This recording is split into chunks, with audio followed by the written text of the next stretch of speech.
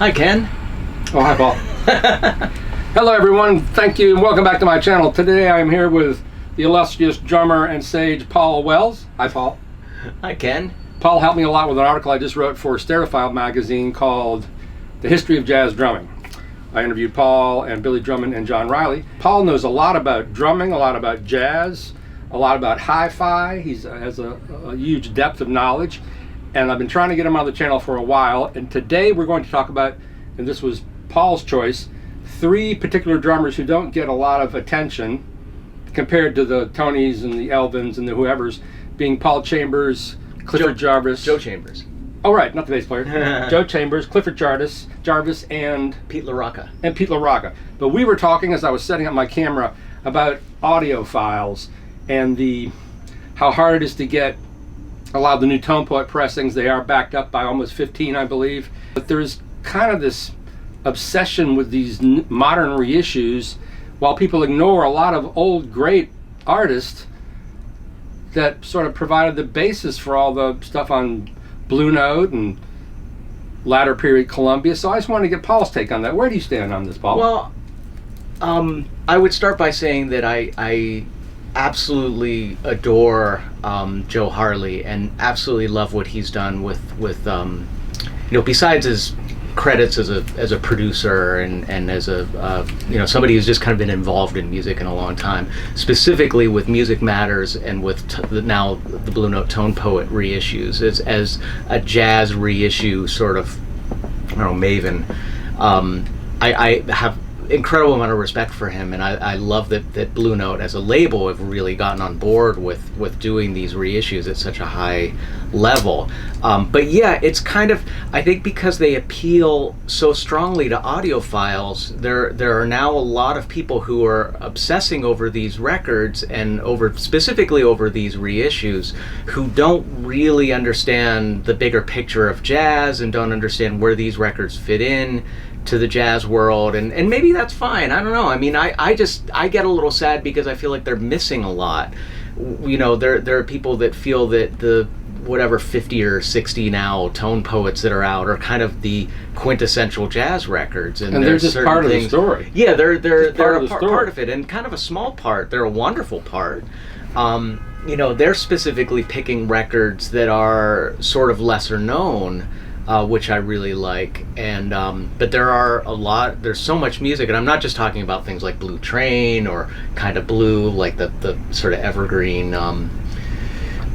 jazz records that most people have in their collection. Like with Joe Henderson, like they put out, what if they put out in the Tone Poets the State of the Tenor, Volume 1 and Volume 2, which are incredible records. I think Inner Urge is coming out in a couple of months. Inner Urge is part of the Classic series, right, if I'm not mistaken. Right. And which Inner Urge, it's all part of the same head case. Yeah, I guess so. Yeah, but there are people that collect the Tone Poets and not the Classics because they don't like that the Classics don't have gatefold or they don't have Stoughton covers. Is that the right pronunciation? Stoughton? I believe so. I don't know. They make the heavy, thick cardboard covers that the Tone Poets and the Music Matters previous were made from, and but yeah, I mean, if those are the Joe Henderson records that you have, but you don't have Inner Urge, and you don't have Page One, and you don't have you brought up his records on Milestone, right? I was recently. Did a review. It's Power to the People, and it's like 5 or 6 records on Milestone. Oh my god! I mean, they're incredible records. They're easily musically the equivalent of the Blue Note records, but everybody's kind of snoozing on them because there hasn't been a modern reissue of them. They are hard to find. They're a little hard to find, but they're not expensive. But you could probably get them on Discogs. But this kind of relates to what you're saying about people not really going out to stores and not going to record stores, and maybe that's just.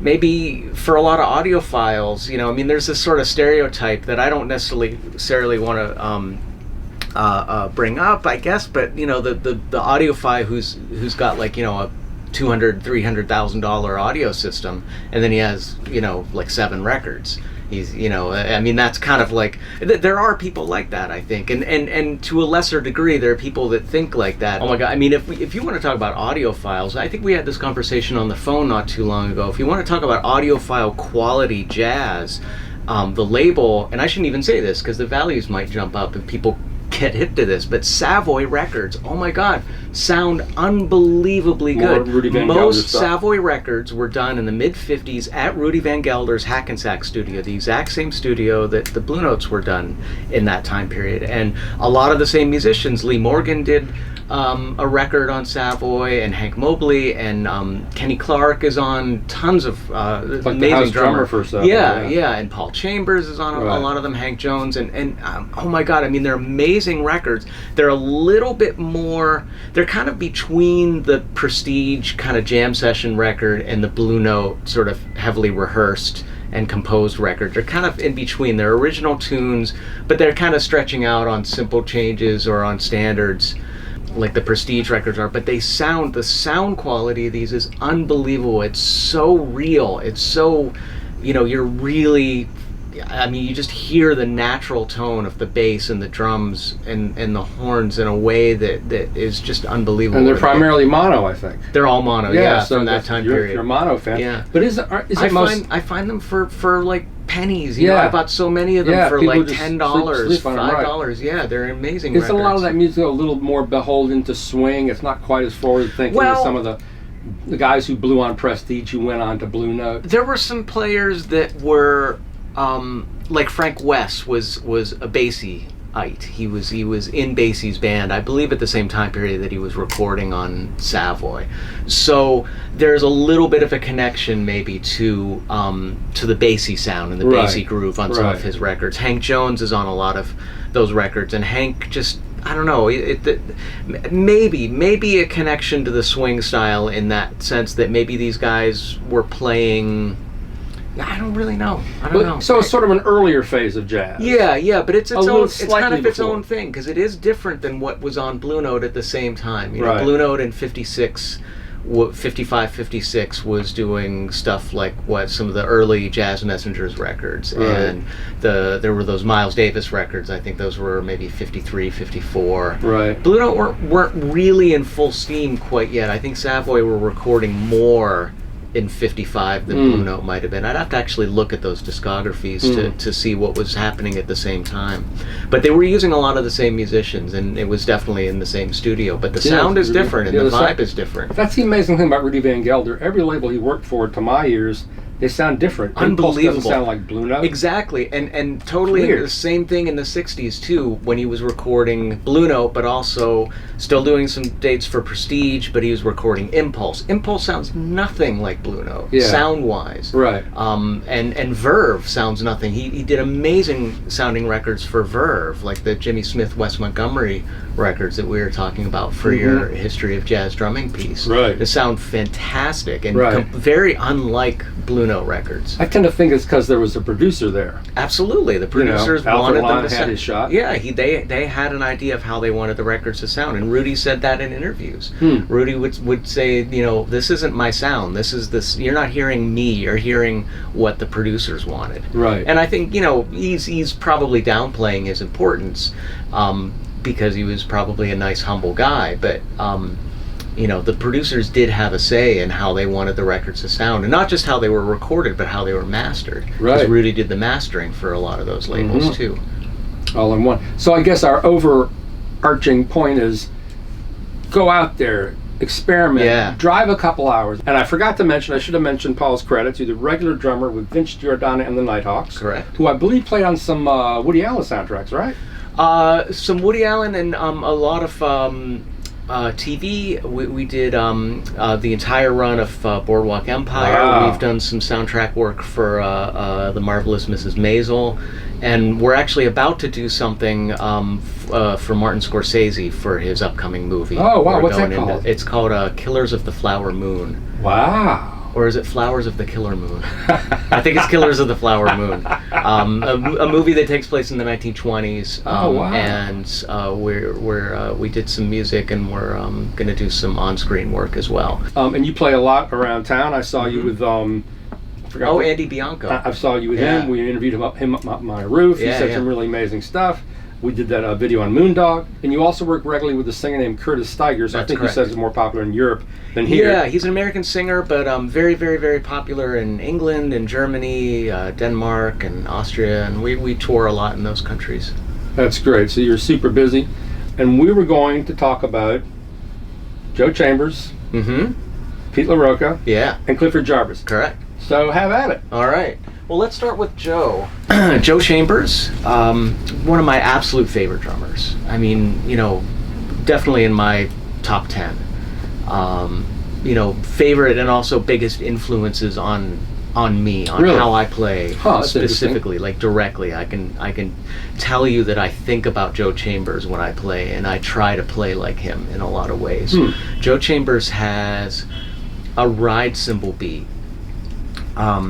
When I talk about, for people who may not know much about jazz drumming, in jazz drumming, the time, the feel, the beat is kind of portrayed on the ride cymbal mostly. It's the ride cymbal is, from basically the bebop era on, the ride cymbal is sort of the most important part of the drummer's kit and the drummer's voice. And the ride cymbal beat, what I mean by that is when the drummer is going ding ding a ding ding a ding ding a ding ding a ding ding a ding throughout the song. Ding ding da ding ding da ding ding da ding. That's like the thing that needs to be, that's like your number one thing that the drummer needs to do really well, and you have to have that together. And man, I mean, Joe Chambers' ride cymbal beat is like perfect. If you were gonna say, if an alien came from Mars and said, what is a ride cymbal beat, you would want to play him a record like this. Why Joe Chambers for you more so than like Kenny Clark, who I think of also as like a perfect ride cymbal beat. Yeah. It's a combination of things. I love the records that Joe Chambers is on. The records, just the music and the records really speak to me. Not that Kenny Clark's don't, but I've always been, something about the 60s, the jazz of the 60s, the mid 60s particularly, has always resonated with me. Maybe because some of the first jazz records that I really got excited about were records like Miles Davis, Miles Smiles, and something about the sound, the sort of changes that were happening in jazz in the 60s just still really resonate with me. Makes sense. And yeah, just as far, and I think also like the kind of stuff that, it was funny because the music that I play, I don't get called a whole lot to play modern jazz. I play a lot of 1920s style jazz. I play a lot of swing era style. With Curtis, I'm doing all sorts of different things. We do kind of straight eighth note, singer-songwriter-y kind of things. We do a lot of ballads. We do some really straight ahead kind of Sinatra style swinging things. But playing that cymbal beat, and I think about Joe Chambers when I'm doing that. So take us through your favorite Joe Chambers records. I guess that's what you have here? Yeah, well, you know what, I didn't even necessarily bring my favorites. I just brought a couple that I think are great representations of him. So Joe is from, he's still with us. He's still alive. He was born in 1942, so he's almost 80. He's born in Chester, Pennsylvania, outside of Philadelphia. Studied at the Philadelphia Conservatory. Started recording in New York in 1964. I think his first record date is Freddie Hubbard, Breaking Point. Really? That's his first record date? Yeah, I believe Wow. so. And he talked about that being a working band. That particular band was a band that toured and then, I guess, made that record. And he very quickly became a popular recording drummer. And he was playing on a lot of records, a lot of Blue Note records in particular, a lot of records with Bobby Hutcherson, a lot of records with Wayne Shorter. These are a couple of my favorites. McCoy Tyner, Tender Moments, which I believe is 1968. And it's sort of a large ensemble. This was recently released as a tone poet. This is actually an original pressing. This is, let's see, it's a sort of large group. It's 6 horns and rhythm section. And Joe Chambers just plays beautifully on this. He has a really fantastic sound. His sound on the kit is really marvelous, and he always gets, besides having such a great cymbal beat, the actual feel of the beat, the sound too, he's always had a beautiful cymbal sound. And there are a couple of distinctly different cymbals that he uses. He started around 66 or 67 using what I believe is a large old K Zildjian cymbal, so a very dark sort of cymbal sound with a lot of kind of sort of mysterious, airy overtones, and you hear that really well on this record. before that, he was using on a bunch of records around 65. He's using a very dry cymbal that I believe is an A Zildjian cymbal. Wow. And that's heard very well on this record. Another one, Bobby Hutcherson Happenings. Why do you think it was an Beautiful A? record. Well, it sounds to me like an A because it's a very clean sound, which A Zildjian, American-made Zildjians made in Boston, tended in those days have a cleaner, sort of more, not crystally, but just a more, I don't know, a brighter and cleaner sound, I guess. K's were thought of as darker? Darker, mysterious, trashy. Tony played K's. Art Blakey played K's. Right. But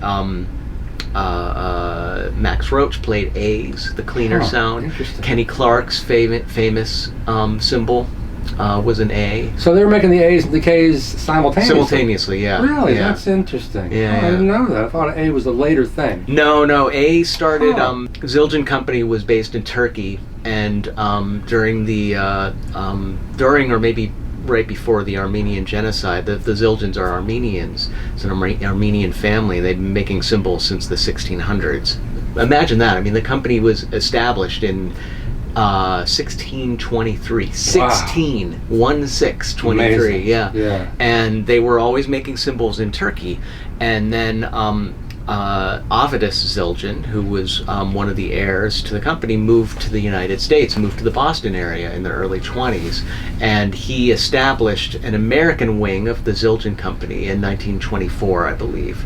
So, but meanwhile, his other family members in Turkey were still producing cymbals under the K Zildjian name, which is K for Karop Zildjian, who was sort of a patriarch of the family at the time. And so they were simultaneously making cymbals up through about the mid-70s. And who popularized the A's in America?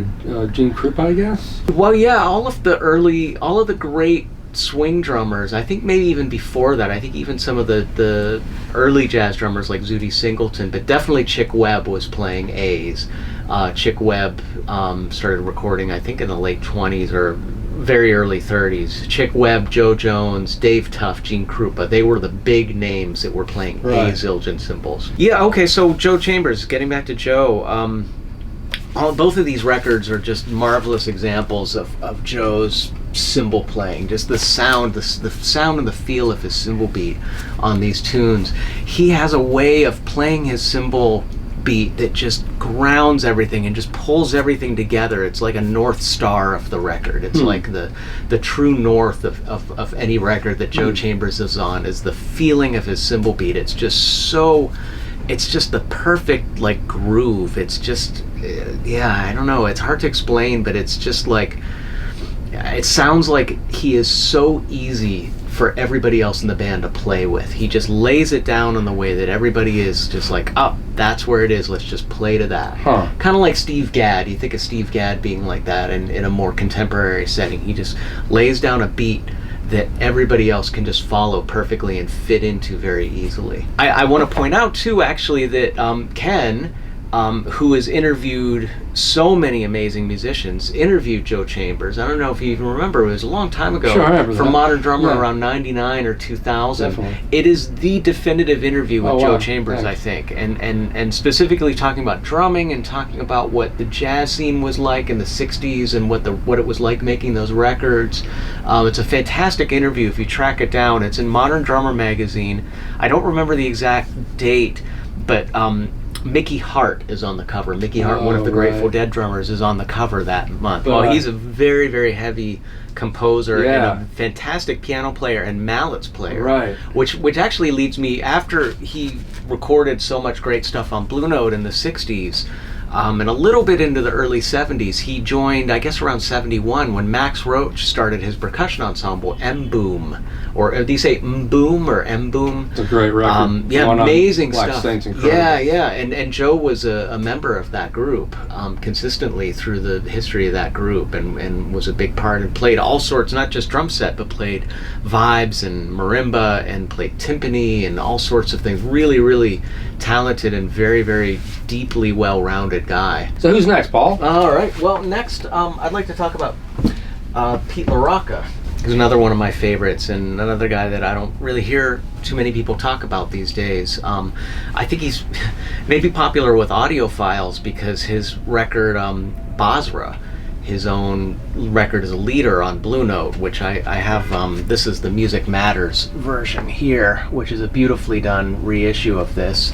There's also a Blue Note 80th / classic series. Blue Note hasn't done a tone poet on that. I guess they will. Well, no, there isn't a tone poet because they're not. There. Yeah, they did it in Music Matters, and then it's also a classic, so they're not going to do a tone poet. But it's the classic is a very good reissue too. So it's a record that is very sought after among collectors of these sort of high-end Blue Note reissues. I've never seen this. Open that up. Oh yeah. What are the photos? Oh, they're beautiful. There's beautiful photos of from the session. Oh wow! Look at that. Yeah, Turn it around so they can. Yeah. This is a great wow! Look at that. Great presentation. Beautiful Francis Wolff photos from the recording session. So this is Joe Henderson on tenor. It's one of Joe Henderson's best recordings. It sounds amazing on this record. Steve Kuhn on piano, who's still with us and still playing brilliantly. Steve Swallow on bass, also still with us and still playing beautifully. And Pete and Steve Kuhn and Steve Swallow had a trio. They were buddies and they played a lot together around New York. And there's actually a record under Steve's name, Steve Kuhn's name, called 3 Waves. It's a really cool avant-garde record. Really? Well, it's sort of avant-garde-ish. Who else is on that? Well, it's just that trio. It's Steve Kuhn, Steve Swallow, and Pete LaRocca. Wow. And there's also Steve Swallow and Pete LaRocca played on some of Paul Bley's earliest sessions. There's a record called Footloose that's a pretty famous among Paul Bley fans. It's one of Paul Bley's earliest and most significant records. It's a piano trio record that's very influenced by Ornette Coleman. Ornette Coleman's sort of approach to playing, and really, really great record. And Pete LaRocca, man, he's just swinging away. So he's a little younger than Joe Chambers. He was born in 1938, and he grew up in New York. So he was around during the bebop era, and he was around and kind of made a transition into playing with some real heavyweights when he was quite young. He was playing with and recording with, he's on a Sonny Clark record, a couple of Sonny Clark sessions from the late 50s. He's on half of the record, My Conception. He's on, so he's actually a little bit famous or infamous. He's the drummer who was on the Sonny Rollins Live at the Vanguard record. So that was, Sonny Rollins was playing, when that was recorded, famous Sonny Rollins, A Night at the Vanguard, the Night at the Village Vanguard, 57, I believe. Sonny was playing at the Vanguard with Pete LaRocca was in the band. He was the drummer in the band, and Elvin Jones happened to be hanging out, and Sonny asked him to sit in, and he happened to just be sitting in the night that they were recording at the Vanguard, and Elvin ended up on most of the record. But it was actually Pete LaRocca's gig, I know, and Pete LaRocca plays great on the he's on one tune on the original record, and there's, if you have the CDs, there's some bonus tracks. And he's on a Dragon Trio record with Sonny. Oh, that's right. Yeah. That's right. From Europe. Yeah, right. That's great stuff. Yeah. Pete was on these bebop records, but he also played on, in 1959, he played on a Jackie McLean record called New Soil. That's a really cool record, and Jackie was kind of starting to toy with the avant-garde, I think, at that point. Maybe he'd heard Ornette. And he has this tune called Minor Apprehension on that record. And Pete LaRocca plays a solo on that tune that is a completely free-form solo. Now, at that point, most drummers were playing solos. If the tune would open up and the drummer would play a solo, the drummer was still playing in the tempo of the tune and playing on the form of the tune. If it was a 12-bar blues, the drummer was playing 12-bar blues choruses, in his or her drum solo. Right. But this was a complete free drum solo. He goes, the time kind of stops, and he does this sort of really interesting, sort of free-form, impressionistic drum solo, and it was massively influential. It's the first as far as I know, the first recorded drum solo of that type. Wow. And it's believed that that was a very, very big influence on Tony Williams, Huh. who would later go on to play free-form drum solos on tunes like on his record, Tony's record Spring. There's a tune called Echo that's just a solo drum piece, a completely free-form drum solo. On Miles Davis' ESP, tune called Agitation, Tony plays a free-form drum solo at the beginning of that tune, and it's believed, I don't know if Tony ever mentioned this in an interview, but it seems like he may have been influenced by Pete LaRocca's approach.